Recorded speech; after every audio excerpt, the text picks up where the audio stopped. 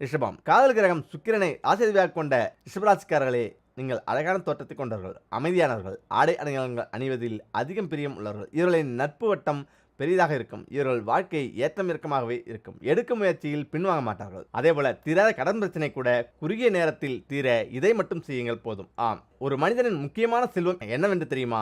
அது அவனின் உடல் ஆரோக்கியத்தை குறிப்பதாகும். இதுவே ஒரு மனிதனின் முதன்மையான செல்வம் என்று நம் முன்னோர்கள் கூறியுள்ளனர். இதற்கப்புறம் தான் பணம், சொத்துக்கள், ஐஸ்வர்யங்கள் வரும். ஆனால் ஒரு மனிதனுக்கு அதிகப்படியான பிரச்சனையை தருவது உடல் ஆரோக்கியமும் தீராத கடன் பிரச்சனையும் தான். உடல் ஆரோக்கியத்தை நாம் தான் பாதுகாக்க வேண்டும். அதுபோல பணத்தை நம்மால் எவ்வளவு திருப்பி செலுத்த முடியுமோ இயலுமோ அவ்வளவுதான் கடன் வாங்க வேண்டும். ஆம், அதனால் நமக்கு ஏற்படும் தீராத கடன் மற்றும் நோய்கள் எவ்வளவு பெரிதாக இருந்தாலும் நாம் அதை தடுக்க நாம் எடுக்கும் முயற்சிகளுடன் சிறிது ஆன்மீகத்தையும் சேர்த்து செய்வதன் மூலம் நம்முடைய பிரச்சனைகள் அனைத்தும் ஒரு முடிவுக்கு வரும். ஆம், அதிகமாக கடன் வாங்கி வைத்துக்கொண்டு அதை கட்ட முடியாதவர்களும் வீட்டில் உள்ளவர்கள் நோய் நொடியால் அவதிப்பட்டு கொண்டிருப்பதை பார்த்து மனம் மருந்துபவர்களும் நாள் நட்சத்திரம் பார்த்து சரியான கிழமைகளில் பூஜை பரிகாரங்கள் செய்வதன் மூலம் இந்த பிரச்சனையில் இருந்து நாம் விடுபடலாம். ஒருவரிடம் கடன் வாங்கும்போது ஹஸ்தம் நட்சத்திரத்தில் அவர்களிடம் எப்பொழுதும் கடன் வாங்கக்கூடாது. கடனை திருப்பி செலுத்தவும் கூடாது. அப்படி நாம் கடன் வாங்கும் பட்சத்தில் அந்த கடன் மேலும் மேலும் வளர்ந்து பெருகி நாம் அடைக்க முடியாத அளவுக்கு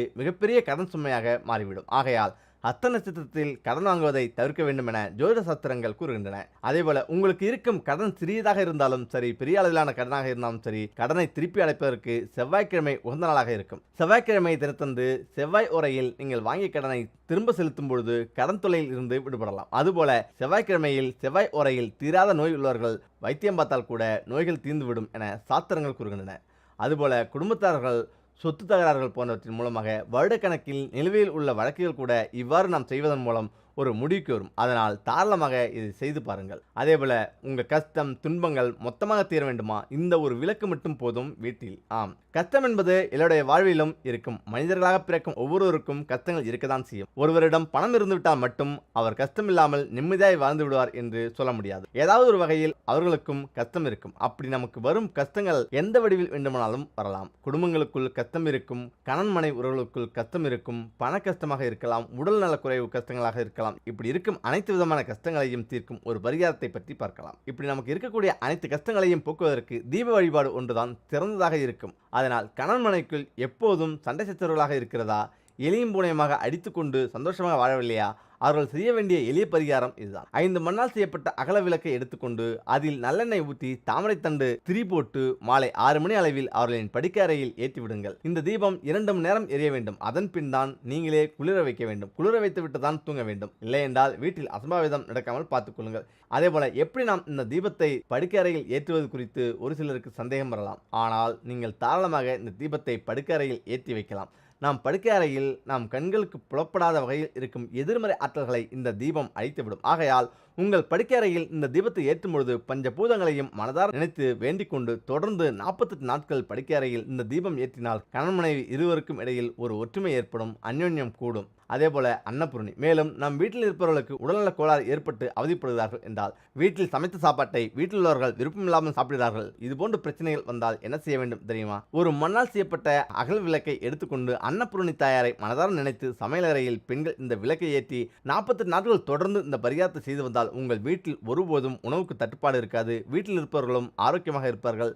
சாப்பாடு சார்ந்த கஷ்டங்கள் அனைத்தும் விலகி ஓடும். ஆம், அடுத்ததாக அத்திமர நாற்காலி. அடுத்ததாக நமக்கு ஏதாவது தீராத துன்பம் வெகு நாட்களாகவே இருந்து கொண்டிருக்கிறது அல்லவா? இது போன்ற தீராத துன்பங்களை நம்மை விட்டு விலகுவதற்காக பூஜை அறையில் இந்த ஒரு விளக்கை ஏற்றி பிரார்த்தனை செய்ய வேண்டும். இப்படி நாம் செய்யும் பிரார்த்தனைகளை கடவுள் கேட்டு நமக்கு செவிசாய்க்க வேண்டும் என்றால் உங்கள் பூஜை அறையில் அத்திமர பலகையில் செய்த சிறிய நாற்காலி வைத்து அதன் மேல் காமாட்சி அம்மன் விளக்கு ஏற்றி வைக்க வேண்டும். பொதுவாக சிலர் வீடுகளில் முக்காலி வைத்து காமாட்சி அம்மன் விளக்கு ஏற்றுவது வழக்கமாக வைத்திருப்பார்கள். அந்த முக்காலியை கூட அத்திமரத்தால் செய்து காமாட்சி அம்மன் விளக்கு ஏற்றும் பொழுது தீராத துன்பம் அனைத்தையும் நீக்கி உங்களுக்கு நல்ல விடிகாலத்தை பெற்று தரும். மரப்பலகை. இதுபோன்று உங்கள் வீட்டில் வாராகி அம்மன் சிலை, காமதேனு சிலை, கற்பக விருட்சம் சிலை போன்ற எந்த சிலைகளாக இருந்தாலும் ஒரு மரப்பலகையின் மீது வைத்து வழிபட வேண்டும். அந்த மரப்பலகை அத்திமரத்தால் செய்யப்பட்ட மரப்பலகையாக இருந்தால் உங்கள் வீட்டில் வைத்திருக்கும் தெய்வ சிலையின் சக்தி 2 மடங்காக அதிகரித்துவிடும். இப்படி சிலைகளின் சக்தி அதிகரிக்கும் போது உங்கள் வீட்டில் இருக்கக்கூடிய நேர்மறை ஆற்றலின் சக்தியும் அதிகமாக இருக்கும். அதில் உங்கள் வீட்டிற்கு இன்னும் நேர்மறை ஆற்றலின் சக்திகளை ஈர்த்து கொடுக்கும். இப்படி உங்கள் வீடு முழுவதும் நேர்மறை ஆற்றல் நிறைந்திருக்கும் பொழுது அங்கு எந்த விதமான கஷ்டமும் துன்பங்களும் வராது. இருக்கிற கஷ்டங்களும் ஓடிவிடும். அதேபோல வீட்டில் அதிர்ஷ்டம் தரும் ஒலிகள் என்னென்ன? இந்த சத்தம் எல்லாம் வீட்டில் கேட்டால் துரதிர்ஷ்டம் நீங்கி அதிர்ஷ்டம் கதவு திறக்குமாம். ஆம், வீடு எப்பொழுதும் அமைதியாக இருப்பது நல்லது கிடையாது. வீட்டில் இருப்பவர்களின் மகிழ்ச்சி சத்தங்களால் மட்டுமே உறுதி செய்யப்படுகிறது. வீட்டில் அதிர்ஷ்டம் தரக்கூடிய சத்தங்கள் என்னென்ன? இதனால் உண்டாகக்கூடிய பலன்கள் என்னென்ன? வீட்டில் துரதிர்ஷ்டத்தை துரத்தக்கூடிய ஒலிகள் எப்படி இருக்க வேண்டும் என்பதை தான் பார்க்க போகிறோம். வீட்டில் ஒலிக்க வேண்டிய முதல் சத்தம் சிரிப்பொலி ஆகும்.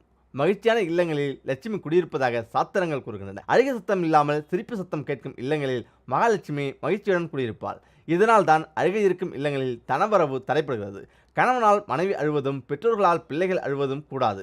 எப்பொழுதும் ஒருவருக்கு ஒருவர் அனுசரித்து விட்டு கொடுத்து அந்யோன்யமாக மகிழ்ச்சியாக இருக்க வேண்டும். அப்பொழுதுதான் வருமானமும் அதிகரிக்கும். அதனால் அதிர்ஷ்டமும் வந்து சேரும். வீட்டில் கேட்க வேண்டிய மற்றொரு சட்டம் வளையல் ஓசையாகும். பெண்களை கண்ணாடி வளையல் அணிந்து கொள்ள சொல்வதும் இதனால்தான். வளையல் அணியாத பெண்கள் முந்தைய காலத்தில் கிடையாது. ஆனால் இப்பொழுது வளையல் ஒரு இடைஞ்சலாக இருக்கிறது என்று யாரும் போடுவது கிடையாது.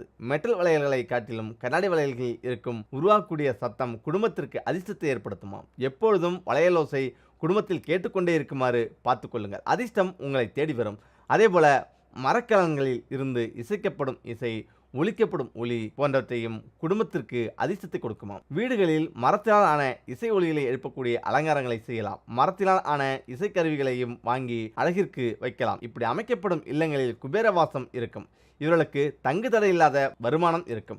குடும்பத்தில் சில்லறை நாணயங்கள் உடைய சத்தமும் கேட்க வேண்டும். குறிப்பாக பூஜை அறையில் இந்த சத்தம் கேட்குமாறு வைத்திருந்தால் மகாலட்சுமி வாசம் குறைவில்லாமல் இருக்கும். துரதிர்ஷ்டங்கள் நீங்கி அதிர்ஷ்டங்கள் வருவதற்கு சில்லறை நாணயங்களை ஒரு கண்ணாடி பவுலில் போட்டு பூஜை அறையில் வைத்துக் கொள்ளுங்கள். நாணயங்களை கொண்டு விக்கிரகங்களுக்கு அர்ச்சனை செய்வது, அன்றாட செலவுகளுக்கு அதிலிருந்து நாணயங்களை எடுத்து பயன்படுத்துவது போன்றவை தொடர்ந்து செய்து வந்தால் அந்த குடும்பத்தில் அதிர்ஷ்டம் வரும் என்கிற நம்பிக்கை உண்டு.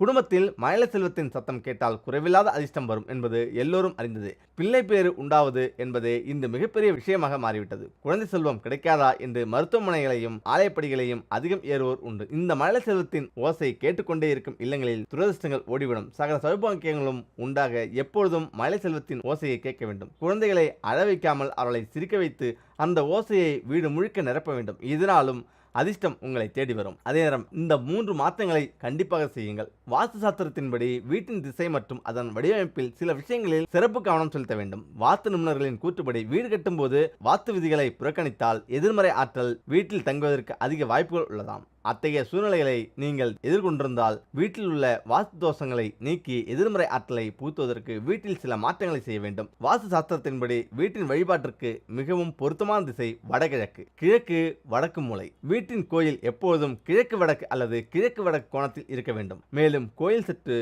உயரத்தில் இருக்க வேண்டும். இத்தகைய முறையில் நீங்கள் உங்கள் வீட்டு வழிபாட்டு அறையை அமைக்கவில்லை என்றால் மாற்றி அமைப்பது சிறந்தது. கடிகாரம். வீட்டில் கடிகாரம் சரியான இடத்தில் நிறுவப்படவில்லை என்றால் வாழ்க்கையில் பல நிதி சிக்கல்கள் எழுவதற்கு வாய்ப்புள்ளதாம். வாஸ்துபடி வீட்டில் கடிகாரத்தை மேற்கு அல்லது தெற்கு திசையில் வைக்கக்கூடாது. அதே நேரத்தில் கடிகாரத்தை கிழக்கு அல்லது வடக்கு திசையில் வைக்கலாம். கடிகாரத்தை தப்பான திசையில் நீங்கள் வைத்திருந்தால் உடனே வாஸ்துபடி மாற்றிவிடுங்கள். துளசிக்கு தனி முக்கியத்துவம் உண்டு. வீட்டின் முற்றத்தில் துளசி செடியை நட வேண்டும் என்று வாஸ்து சாஸ்திரத்தில் கூறப்பட்டுள்ளது. இது தவிர வீட்டின் கிழக்கு அல்லது கிழக்கு வடக்கு திசையில் துளசி செடியை வைப்பது மங்களகரமானதாக கருதப்படுகிறது. இவ்வாறு துளசி செடியை நடுவதன் மூலம் பொருளாதார பிரச்சனைகள் நீங்கும்.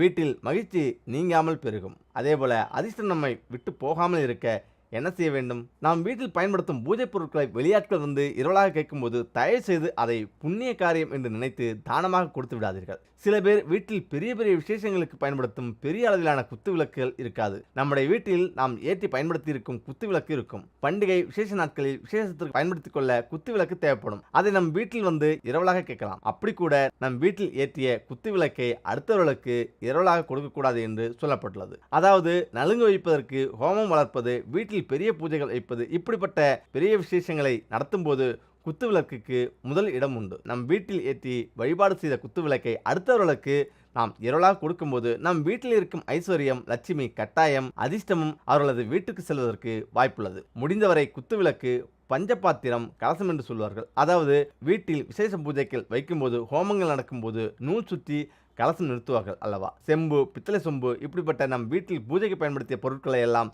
எக்காரணத்தை கொண்டும் அடுத்தவர்கள் வீட்டு விசேஷத்திற்கு இரவல் கொடுப்பது அவ்வளவு சரியான முறையல்ல. உங்கள் வீட்டில் இருக்கும் நேர்மறை ஆற்றல் அவர்கள் வீட்டிற்கு சென்றுவிடும். பழுதான பழைய பூஜை சாமான்களை கடையில் கொடுத்துவிட்டு அதற்கு பதிலாக வேறு பொருட்களையோ அல்லது காசாகவோ வாங்கிக்கொள்ளலாம்.